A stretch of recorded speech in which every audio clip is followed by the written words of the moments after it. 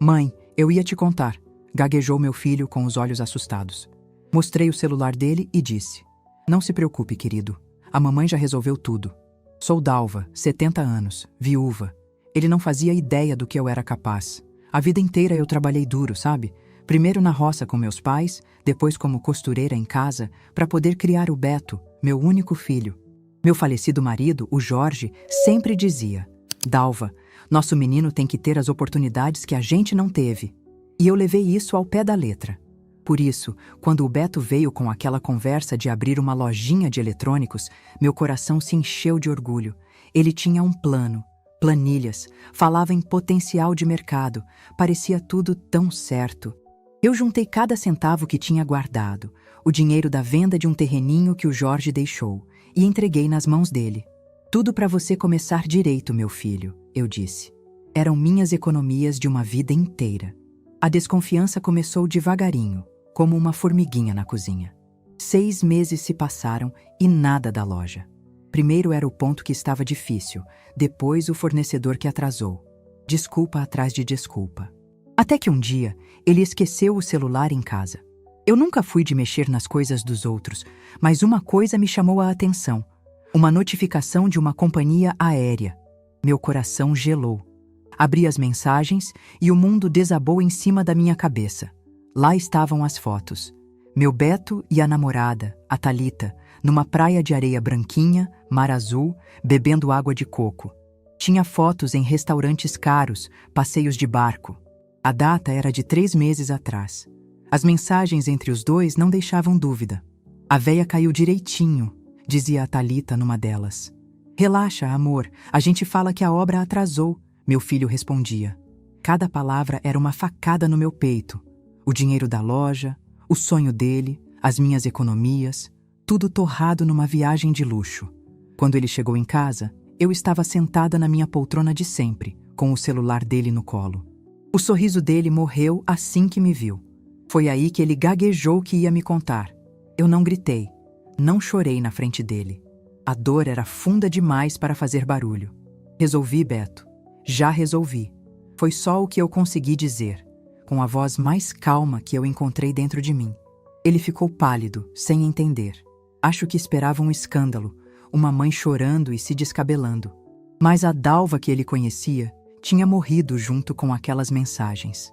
Ele me olhou, abriu a boca para falar alguma coisa, mas não saiu nada. Apenas pegou o celular da minha mão e se trancou no quarto. O silêncio da casa era pesado, cortado apenas pelo tic-tac do relógio na parede, marcando o tempo de uma nova mulher que nascia ali, da decepção. Naquela noite não dormi. Fiquei repassando cada momento, cada mentira. A dor era imensa, mas no meio daquele breu todo, uma luzinha se acendeu. Lembrei do meu Jorge. Ele era desconfiado, um homem prevenido. Dalva, papel assinado vale mais que palavra falada. Ele sempre me ensinou.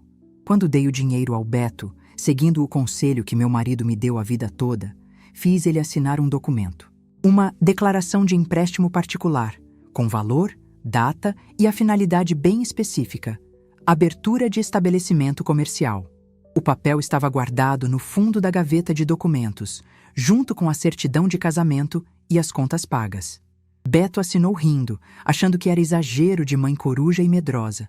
Claro, mãe, o que a senhora quiser. Mal sabia ele que sua risada de deboche tinha acabado de selar o próprio destino. Levantei da cama antes do sol nascer. A dor no peito ainda estava lá, mas agora tinha uma companheira. A determinação. Eu não era mais a véia que caiu direitinho. Eu era Dalva, a mulher que aprendeu com o marido a se precaver, a mulher que sacrificou tudo por um filho ingrato. Fui até a gaveta e peguei o documento. O papel amarelado, com a assinatura dele bem legível, parecia pesar uma tonelada na minha mão. Era a prova da traição, mas também era a minha arma. Beto ia aprender, da maneira mais dura, que a vida cobra juros altos pela quebra de confiança. E quem ia fazer a cobrança era a própria mãe. Naquela manhã, ele não ia encontrar o café na mesa como sempre. Ele ia encontrar uma nova realidade. A primeira luz da manhã entrou tímida pela fresta da cortina da cozinha. Mas para mim, a noite não tinha acabado. O sol lá fora Não aquecia o frio que se instalou na minha alma. Preparei o café por puro hábito, o cheiro forte enchendo o silêncio da casa. Era um silêncio diferente agora. Não era de paz, era de guerra. Beto continuava trancado no quarto. Melhor assim. Eu precisava de tempo para pensar, para organizar o furacão de sentimentos e ideias que se formava dentro de mim. Com a xícara fumegante nas mãos trêmulas, sentei-me à mesa com o documento que meu Jorge me ensinou a fazer. O papel, a minha arma, estava ali, e eu precisava entender o tamanho do estrago antes de decidir como e quando atirar. Liguei o computador antigo que ficava num cantinho da sala. Era um trambolho lento que Beto vivia dizendo para eu jogar fora. "Isso aí é peça de museu, mãe!" Ele ria, pois foi nesse museu que comecei minha investigação. Eu não sou nenhuma especialista nessas coisas de internet, mas a necessidade faz a gente aprender rápido. Abri a página de busca e digitei o nome do hotel que aparecia nas fotos. As imagens que surgiram na tela eram exatamente as mesmas do celular dele. Coqueiros, piscinas de borda infinita, um mar que parecia pintado à mão e os preços. Meu Deus, os preços! Cada diária naquele paraíso custava mais do que eu ganhava em um mês inteiro de costura. Fui somando tudo na minha cabeça, com uma dor física a cada novo número. Passagens de avião, passeios de lancha, jantares em restaurantes onde um prato principal valia o meu carrinho de compras do mês. A conta era assustadora. Ele não tinha apenas gastado o dinheiro da loja, ele tinha queimado, torrado sem a menor consideração. Ele tinha transformado meus anos de suor, de noites mal dormidas e de dedos furados de agulha em meros dias de luxo e ostentação para impressionar a namorada. A frieza dos números na tela do computador me deu a clareza que a dor da traição tinha embaçado. Não era só uma mentira, era um roubo. Um roubo da confiança, dos sonhos e, literalmente, do meu futuro. Enquanto o computador rangia para abrir outra página, minha mente viajou para longe. Lembrei do dia em que Beto, com uns 10 anos, quebrou o braço jogando bola na rua. Corri com ele para o hospital, sem ter um tostão no bolso para o táxi, pedindo ajuda a um vizinho. Passei a noite em uma cadeira dura ao lado da cama dele, segurando sua mão. Lembrei das noites em que ficava costurando até de madrugada para pagar o curso de inglês que ele queria tanto fazer. "É pro meu futuro, mãe", ele dizia. E eu acreditava. Eu via nele a chance de uma vida melhor, a vida que eu e o pai dele não tivemos. Quantas vezes eu disse não para mim mesma para poder dizer sim para ele? Quantos vestidos eu deixei de comprar, quantos passeios eu recusei, quantos pequenos desejos eu sufoquei para que nada lhe faltasse. As pessoas viam meu sacrifício e diziam: "Nossa, Dalva, você é uma santa." Mas eu não era santa. Eu era mãe. E na minha cabeça, mãe faz esse tipo de coisa. Só que agora, olhando para a tela do computador, eu percebia o perigo dessa dedicação cega. As pessoas, até mesmo nossos filhos, se acostumam com o sacrifício da gente. Elas começam a achar que é nossa obrigação, que nosso amor não tem limites e nossa fonte de recursos não tem fundo. Eles esquecem que por trás da mãe existe uma mulher, uma pessoa com seus próprios medos, sonhos e, principalmente, com um limite. E o meu, Beto, tinha cruzado com um avião em primeira classe. Foi nesse momento de reflexão amarga que outro ensinamento do meu Jorge veio à mente. Dalva, quem tem amigo, tem tudo. Mas escolha bem os amigos, porque amigo de verdade é aquele que fica do seu lado quando o circo pega fogo. Jorge tinha um grande amigo, o seu Antero. Um advogado das antigas, um homem sério e correto que ajudou meu marido a organizar todos os nossos documentos anos atrás. Fazia tempo que eu não o via desde o enterro do Jorge, para ser sincera. Mas eu sabia que ele ainda morava no mesmo lugar, no centro da cidade. Ele era meu recurso oculto, uma conexão que Beto nem sonhava que existia. Meu filho me via como uma velhinha solitária, cuja única amiga era a vizinha fofoqueira, a dona Marlene. Ele não fazia ideia de que as amizades que meu marido construiu eram sólidas como rocha e baseadas em respeito, uma coisa que, aparentemente, eu não ensinei direito ao meu próprio filho. Peguei o telefone, o coração batendo forte. E se ele não se lembrasse de mim? E se achasse que era um incômodo? Respirei fundo e disquei o número que estava na minha agenda de papel, com a letra caprichada do Jorge ao lado do nome Antero, advogado e amigo. A voz do outro lado da linha era de um homem mais velho, um pouco rouca, mas firme. Alô? Seu Antero? É a Dalva, esposa do falecido Jorge. Houve um silêncio por um segundo, e então a voz dele se encheu de calor. Dona Dalva, que surpresa boa! Como a senhora está? Pensei que tivesse se esquecido deste velho amigo. Aquele alívio que senti foi como um copo de água fresca. Expliquei por alto que precisava de um conselho, um assunto de família delicado. Ele não hesitou. Minha porta está sempre aberta para a esposa do meu melhor amigo. Venha ao meu escritório amanhã de manhã. Tomaremos um café e colocaremos a conversa em dia. Desliguei o telefone e senti uma força que não sentia há anos. Eu não estava sozinha. Naquela tarde, Beto finalmente saiu do quarto. Ele entrou na cozinha de cabeça baixa, os olhos inchados. Parecia uma criança pega fazendo arte. Mãe, a gente pode conversar? Ele pediu com a voz mansa. Eu estava lavando a louça e não me virei. Continuei passando a esponja no prato com uma calma que me surpreendeu. Não temos nada para conversar agora, Roberto. Respondi, usando o nome dele, coisa que eu só fazia quando estava muito brava. Ele insistiu. Mãe, por favor, eu errei, eu sei. Fui um idiota, a Thalita me convenceu. Parei o que estava fazendo e me virei, secando as mãos no pano de prato. Olhei bem dentro dos olhos dele.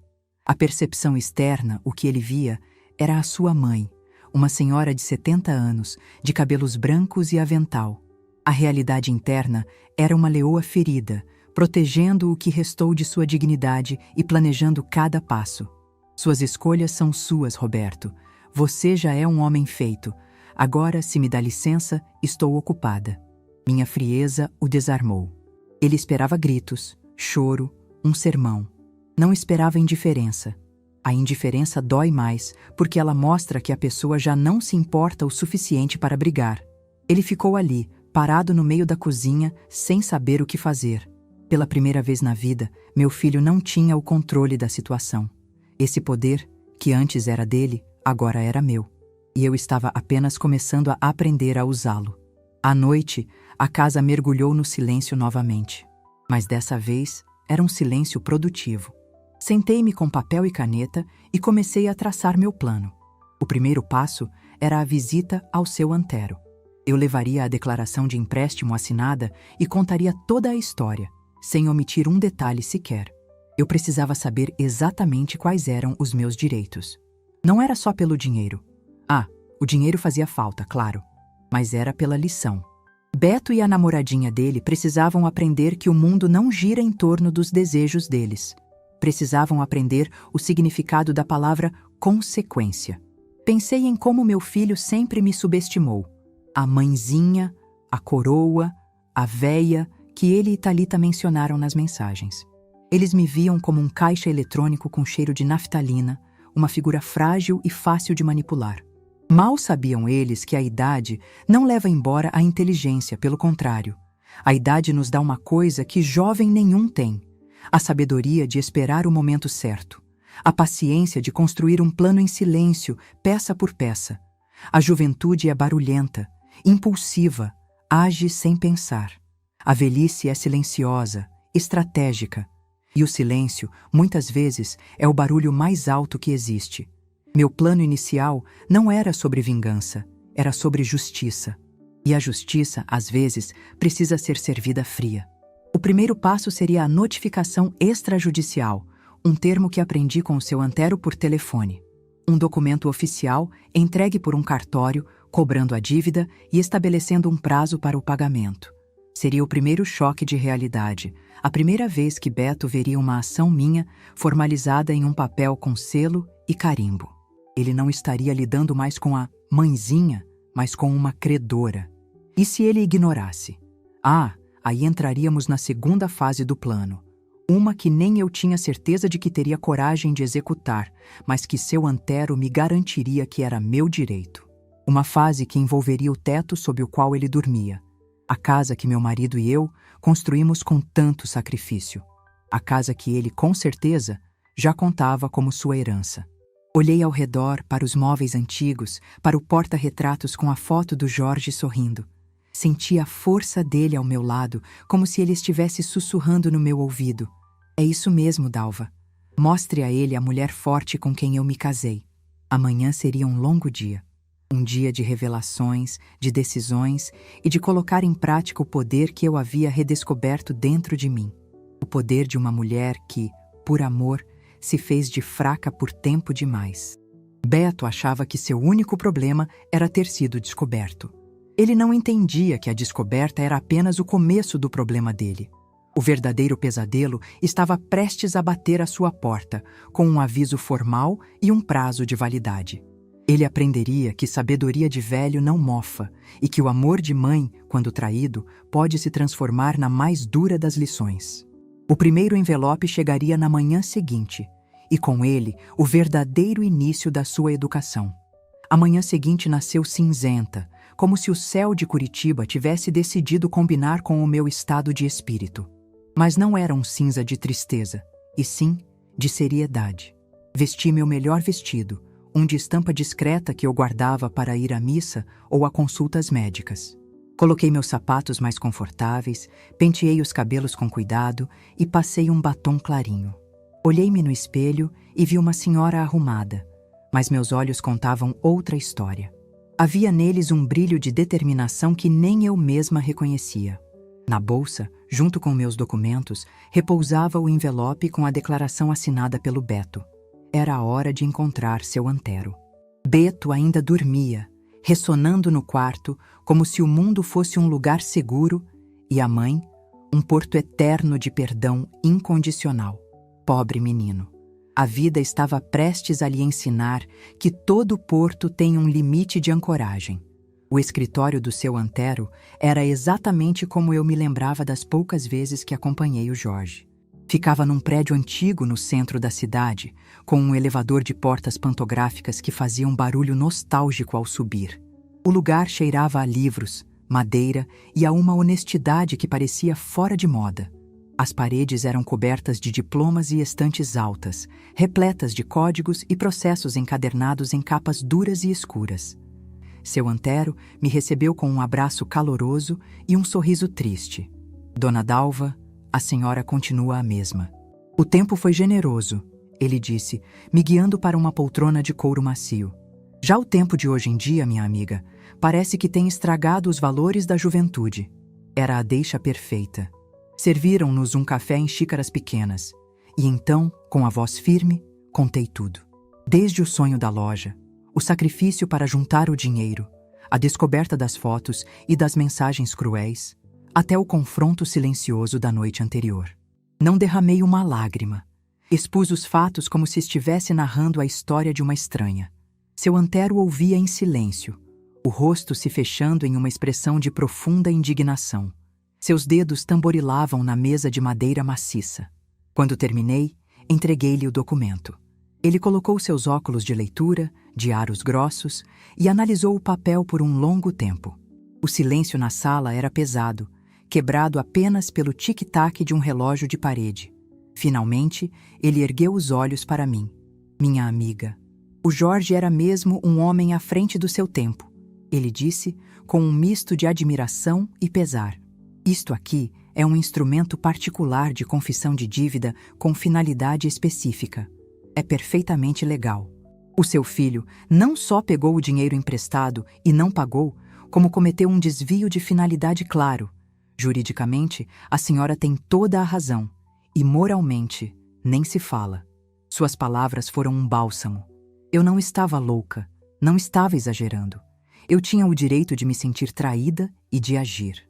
E o que podemos fazer, Antero? Perguntei, a voz um pouco trêmula pela primeira vez. Ele se ajeitou na cadeira, assumindo a postura de um general antes da batalha. O primeiro passo, Dona Dalva, é a formalidade. Vamos tirar isso da esfera do disse-me-disse familiar e trazer para o mundo real, o mundo dos documentos. Vamos enviar uma notificação extrajudicial. É um aviso formal, entregue por um oficial do cartório, dando a ele um prazo, digamos, de 72 horas para apresentar um plano de pagamento ou devolver a quantia integralmente. Isso vai mostrar a ele que a mãe pode até ter um coração mole, mas a credora tem uma caneta firme. A ideia me agradou. Era um movimento limpo, oficial. Era o começo. Enquanto ele redigia o documento no computador, com uma agilidade surpreendente para a idade, eu me senti mais forte. Eu não estava mais sozinha naquela luta. A lei, a razão e a memória do meu marido estavam comigo. Voltei para casa no início da tarde. Beto estava na cozinha, comendo um pão com manteiga, o rosto amarrado. Ele tentou puxar conversa. "Onde a senhora foi, mãe?" Fiquei preocupado. A ironia daquela frase quase me fez rir. "Resolver umas coisas minhas, Roberto", respondi secamente, sem dar detalhes. O resto do dia passou em uma tensão palpável. Eu me ocupei com minhas costuras e ele ficou zanzando pela casa como uma alma penada. Ele sentia que algo havia mudado, mas não conseguia entender a dimensão da mudança. A mãe que ele conhecia teria chorado, gritado, talvez até o perdoado depois de algumas horas de drama. Aquela mulher silenciosa e distante era uma estranha. E o medo do desconhecido começava a aparecer nos olhos dele. A notificação chegou na manhã seguinte, pontualmente às 10 horas. A campainha tocou e eu pedi para o Beto atender. Vi pela fresta da porta da sala um homem de colete, com uma pasta na mão. Beto assinou o recebimento com uma cara de interrogação. Quando fechou a porta, abriu o envelope grande e pardo ali mesmo, no corredor. Eu o observava da minha poltrona, fingindo ler uma revista. Vi seu rosto passar da confusão para a incredulidade. Ele leu o documento 1, 2, 3 vezes. Seus olhos se arregalaram. "Mas o que é isso?" Ele sussurrou para si mesmo. Então, ele ergueu a cabeça e me encarou, o papel tremendo em suas mãos. "Mãe, o que é isso? Notificação extrajudicial? Prazo de 72 horas? Medidas judiciais cabíveis? Que brincadeira é essa?"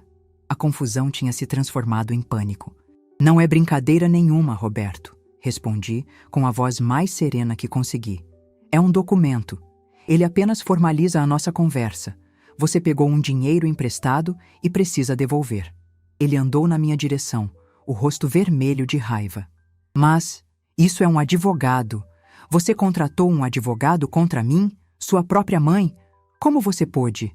A vitimização era sua tática de defesa preferida, mas não funcionaria mais. Levantei-me e o encarei. "Eu não contratei um advogado contra o meu filho. Eu, a mulher que te deu a vida e todas as economias dela, contratei um advogado para defender os meus direitos. São coisas bem diferentes."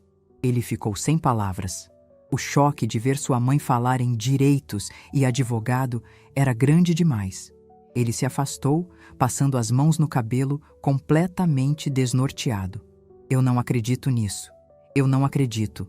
Ele pegou o celular e foi para o quintal, andando de um lado para o outro. Eu sabia para quem ele estava ligando.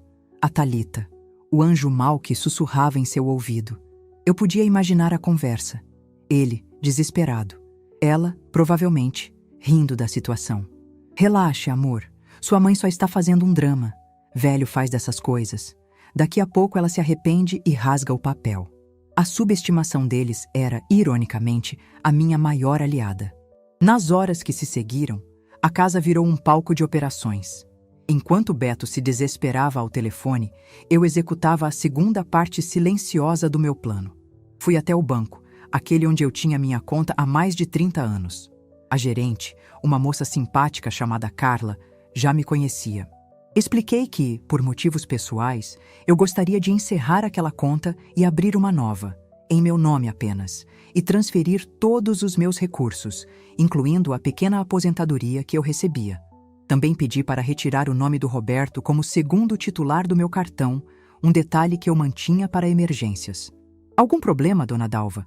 ela perguntou com um ar preocupado. "Nenhum, minha querida. Apenas organizando a vida", respondi com um sorriso.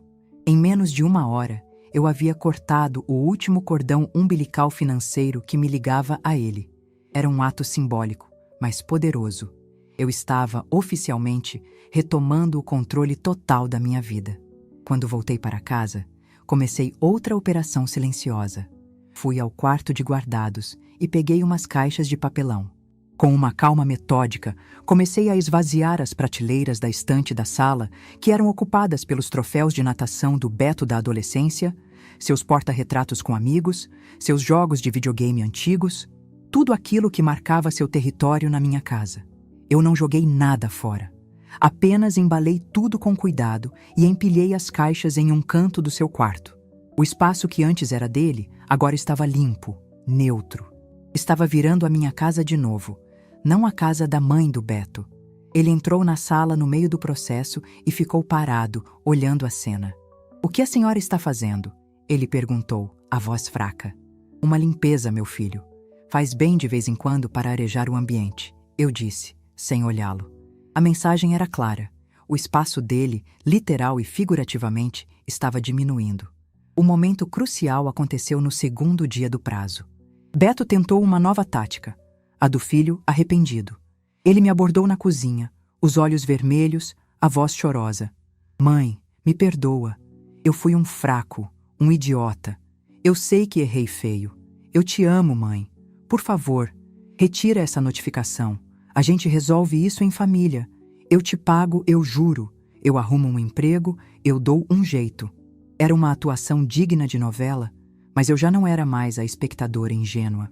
Olhei para ele e disse com a calma que aprendi a cultivar: "Eu fico feliz que você queira resolver, Roberto. O prazo para apresentar sua proposta de pagamento está no documento. Você pode ligar para o número que está no rodapé e conversar com o meu advogado, o Dr. Antero. Ele vai te orientar." A palavra advogado saiu da minha boca com um peso enorme. Foi como se eu tivesse construído um muro invisível entre nós. Aquele não era mais um problema de mãe e filho para ser resolvido com lágrimas e abraços.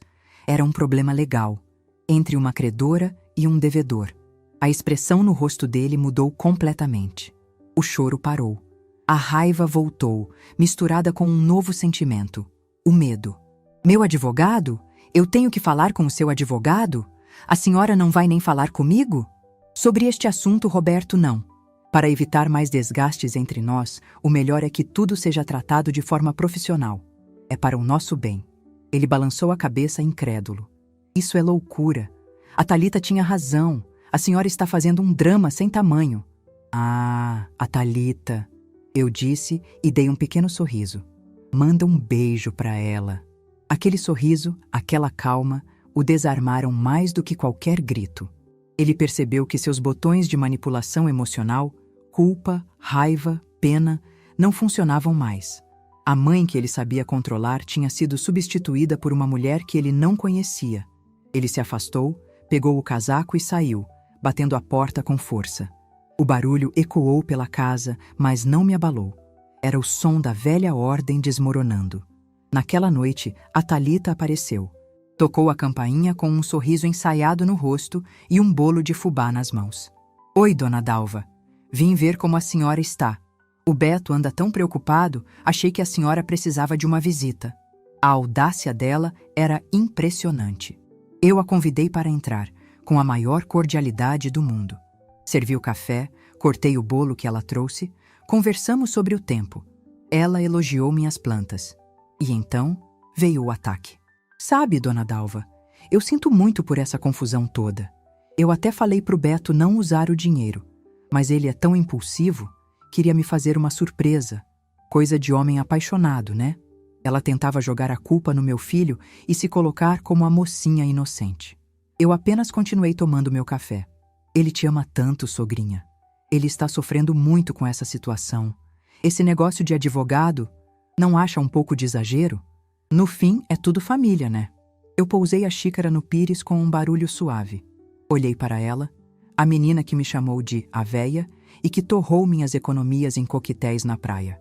"Thalita, querida, fico feliz que você e o Roberto se amem tanto. O amor de vocês é lindo", eu disse com um tom doce. "Mas o amor de vocês não paga as minhas contas. E sobre o meu dinheiro, por favor, peça para o Roberto ligar para o meu advogado. O número está na notificação que ele recebeu." O sorriso dela desapareceu. Ela entendeu que o teatro tinha acabado. Levantou-se sem graça, deu uma desculpa qualquer e foi embora, esquecendo o resto do bolo de fubá na mesa. Sozinha novamente, eu olhei para a casa silenciosa. O prazo de 72 horas estava acabando. Beto e Thalita ainda não entendiam o que estava acontecendo. Eles achavam que era uma birra, um castigo, um drama que logo passaria.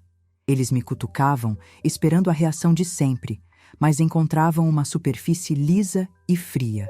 Eles não sabiam do meu encontro com o Antero, não sabiam da minha conta bancária nova, não sabiam que a documentação da casa estava sendo revisada. Eles viam apenas a ponta do iceberg. Eles achavam que era uma tempestade de verão, barulhenta, mas passageira. Mal sabiam que era apenas a primeira garoa de um dilúvio que eu mesma tinha planejado. As 72 horas se esgotaram como areia numa ampulheta, cada grão caindo com um peso de silêncio e desafio. Beto não fez contato com o Dr. Antero. Não apresentou proposta alguma. Pelo contrário, adotou uma postura de arrogância silenciosa, uma teimosia infantil de quem fecha os olhos e acredita que o monstro vai desaparecer. Ele e Thalita saíam e voltavam para casa em horários aleatórios, cochichando em cantos e me olhando com um misto de raiva e desprezo, como se eu fosse a vilã de uma história que eles mesmos escreveram. Eles achavam que meu blefe tinha sido chamado e que, por falta de uma nova carta na manga, eu simplesmente desistiria. Mal sabiam eles que a minha mão estava cheia e que a próxima jogada mudaria o jogo para sempre.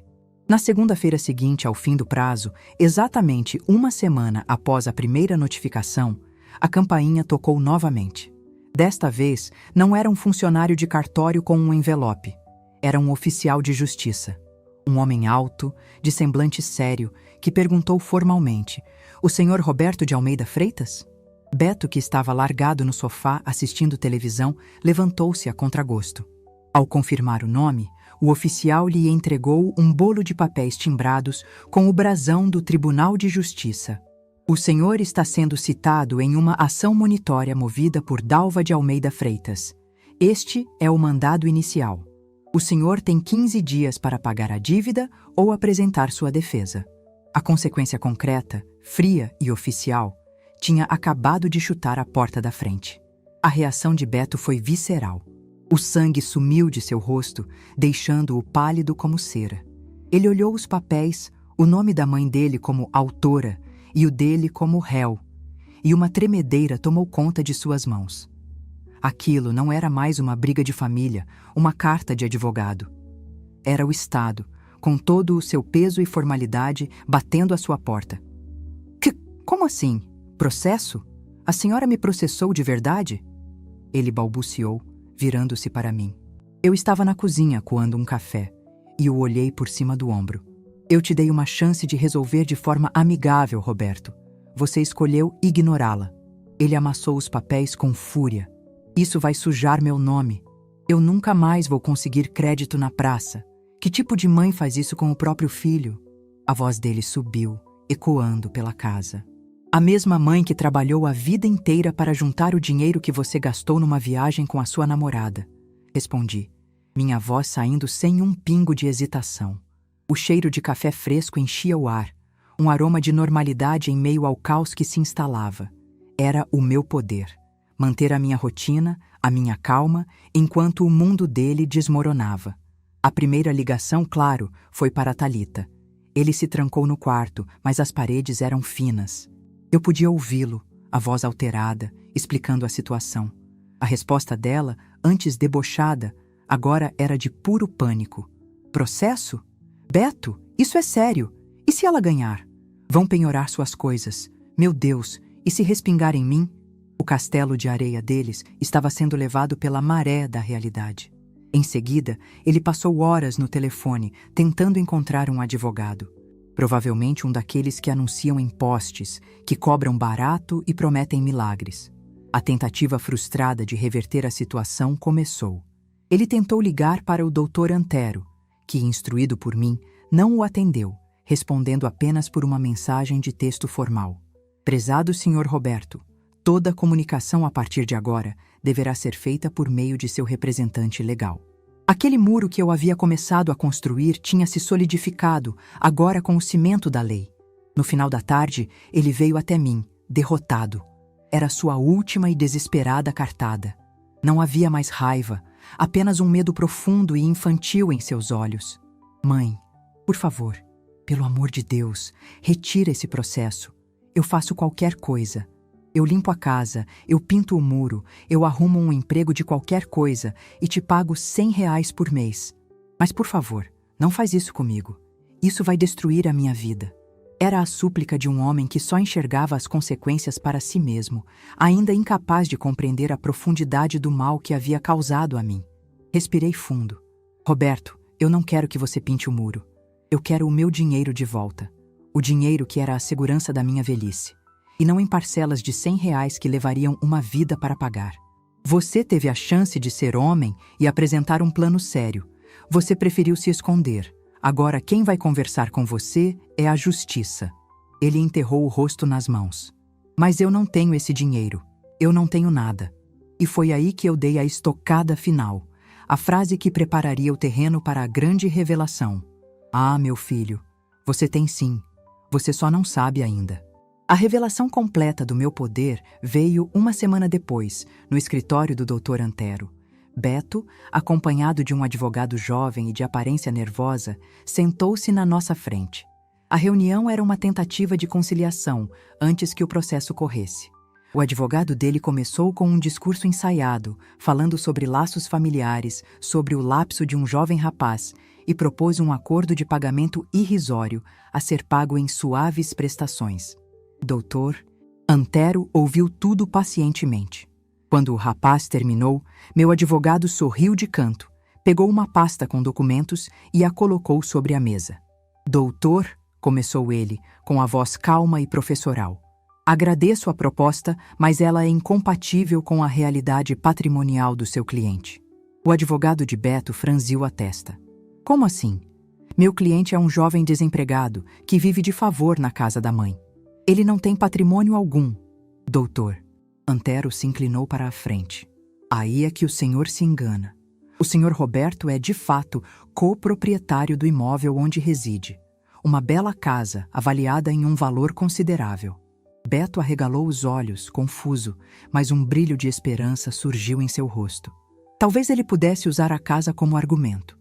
O advogado dele, porém, já parecia desconfiado. Mas a mãe dele reside lá. Não se pode penhorar um bem de família.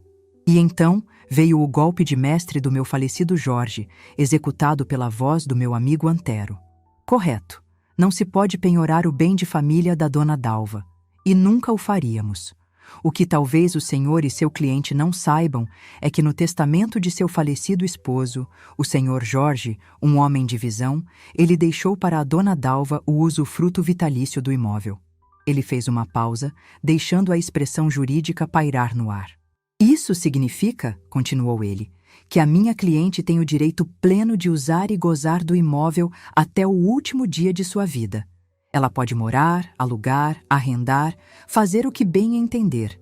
O seu cliente, o senhor Roberto, é o que chamamos de nu-proprietário.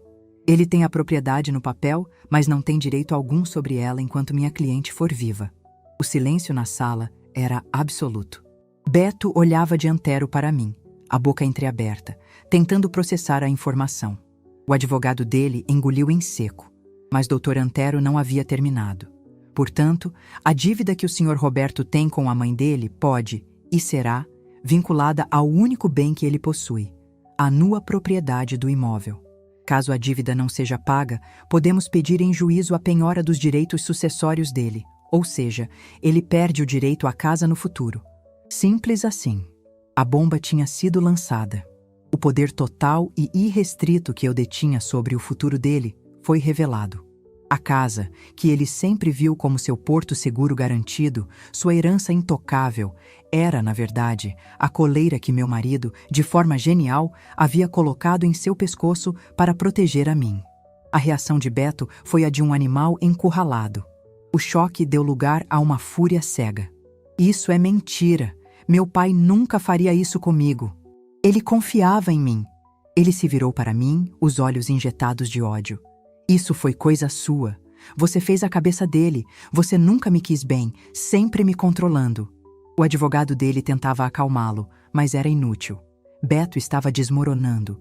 Todas as suas certezas, todos os seus planos futuros, baseados naquela herança, tudo se dissolvendo na sua frente. Ele não via o ato do pai como proteção para a esposa idosa, mas como uma traição, uma punhalada nas costas vinda do túmulo.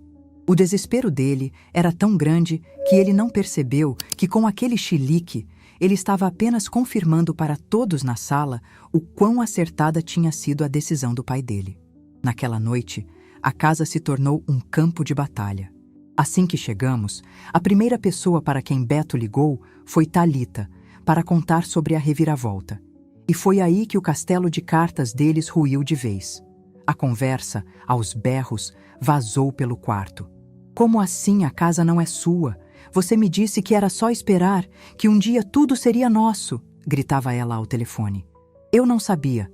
Meu pai me enganou. Minha mãe me enganou. Ele respondia, a voz embargada de raiva e autocomisão. Que ótimo, Roberto. Eu aqui fazendo planos e você não tem onde cair morto.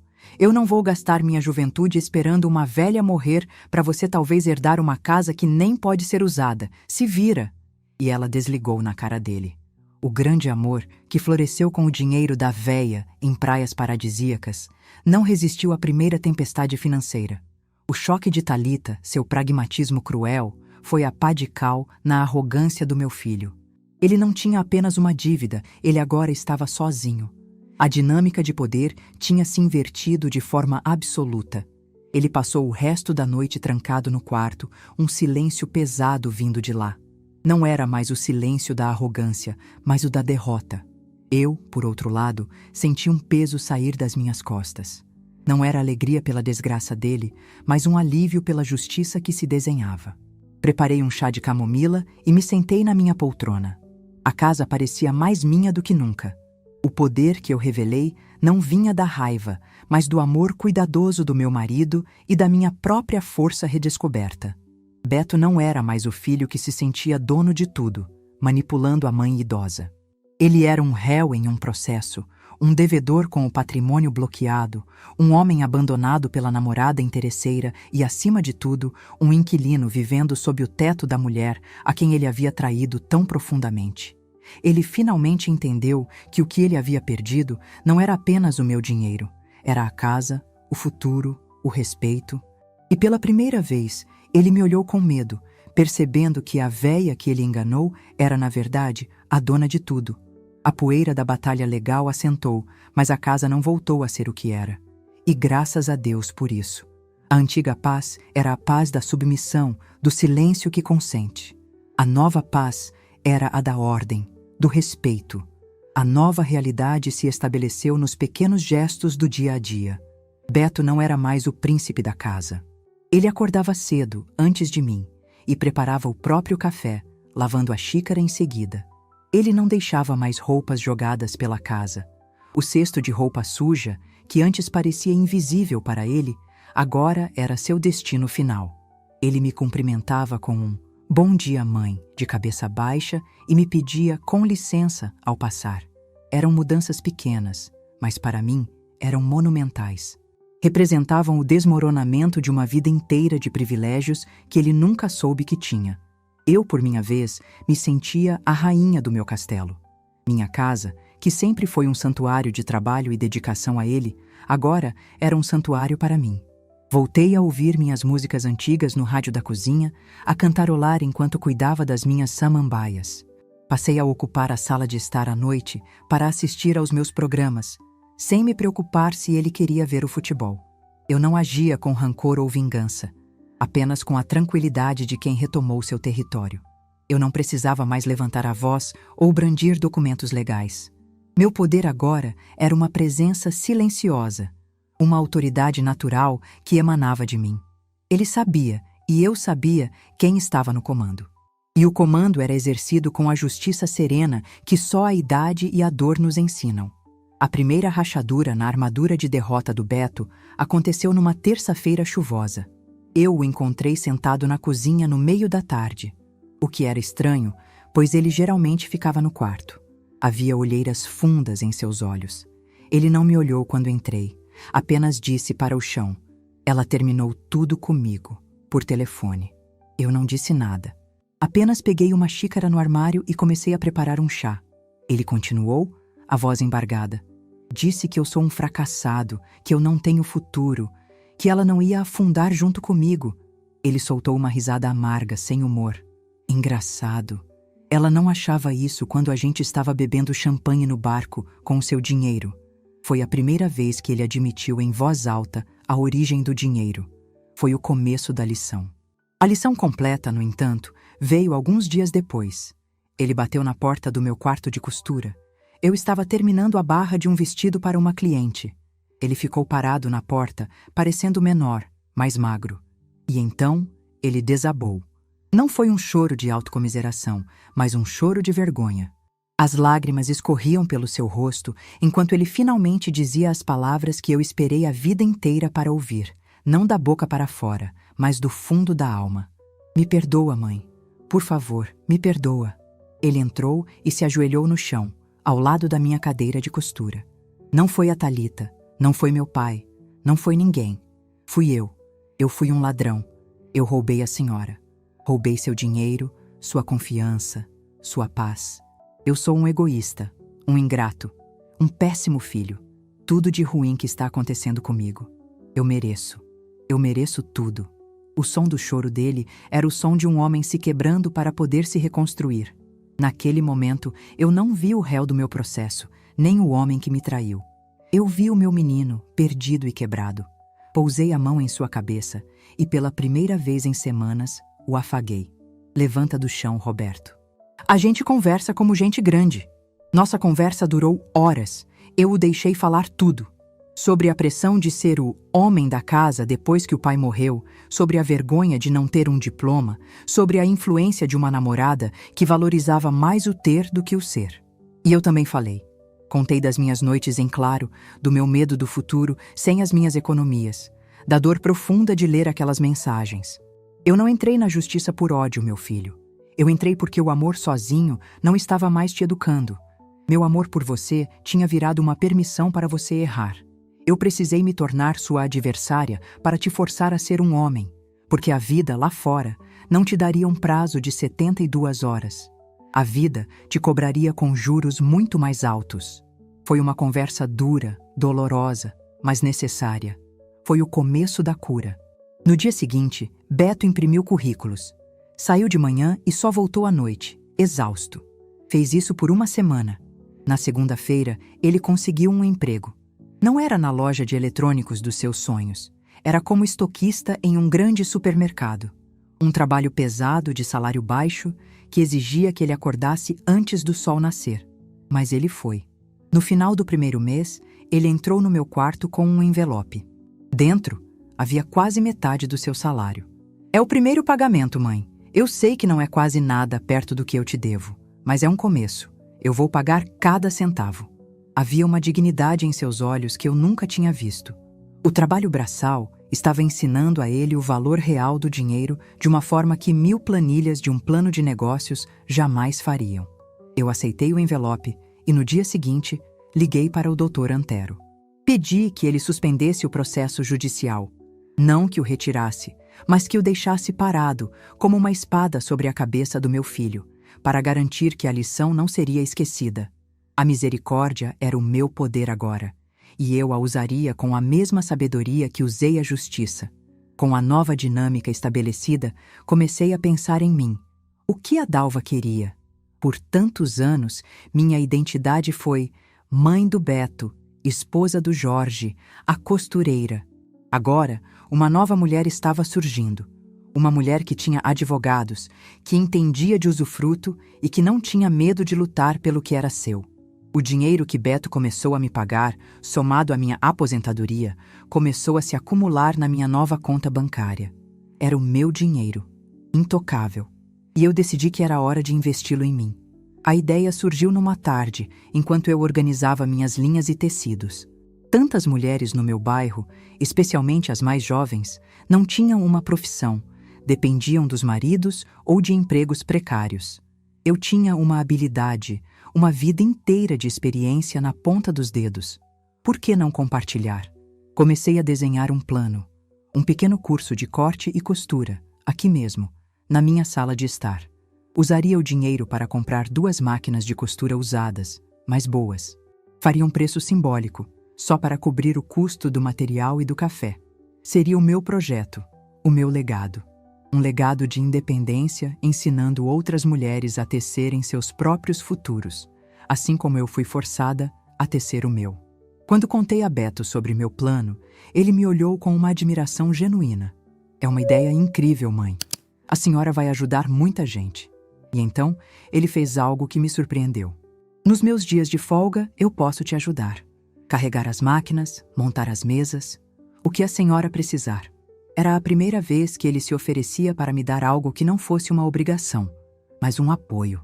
A nossa relação estava sendo reconstruída, não sobre as ruínas do passado, mas em um terreno novo, adubado com respeito e consequências aprendidas. Meses se passaram. A sala da minha casa, 2 vezes por semana, se enchia com o som das máquinas de costura e das risadas de 6 alunas. Eu ensinava, contava minhas histórias, ouvia os problemas delas. Tornei-me uma referência, uma conselheira, a Dona Dalva da Costura. Minha vida ganhou um novo propósito, uma nova cor. Beto continuava no seu trabalho, pagando sua dívida religiosamente. Ele estava mais magro, mais calado, mas parecia mais em paz consigo mesmo. Nós conversávamos sobre o dia, sobre minhas alunas, sobre os desafios do trabalho dele. Eram conversas de 2 adultos que se respeitavam. Numa tarde de sábado, eu estava sozinha em casa, olhando um mapa mundi que uma das minhas alunas me deu de presente. Ela tinha circulado vários lugares com uma caneta vermelha. Para a senhora escolher seu próximo destino, professora. Eu sorri. Olhei para aquelas praias de areia branquinha, de mar azul, os mesmos cenários da viagem que causou tanta dor. Mas agora, eu não sentia mais a facada da traição. Eu sentia uma curiosidade, uma vontade. A vontade de ver o mundo, mas com os meus próprios olhos, com o meu próprio dinheiro, nos meus próprios termos. Talvez um dia eu iria. A jornada da dor à justiça tinha sido longa e exaustiva, mas me transformou. Eu não era mais uma vítima. Eu era a estrategista, a credora, a professora, a dona do meu destino. Beto havia roubado minhas economias para ver o mundo, mas no fim foi ele quem me deu o maior presente de todos. A coragem de descobrir o meu próprio.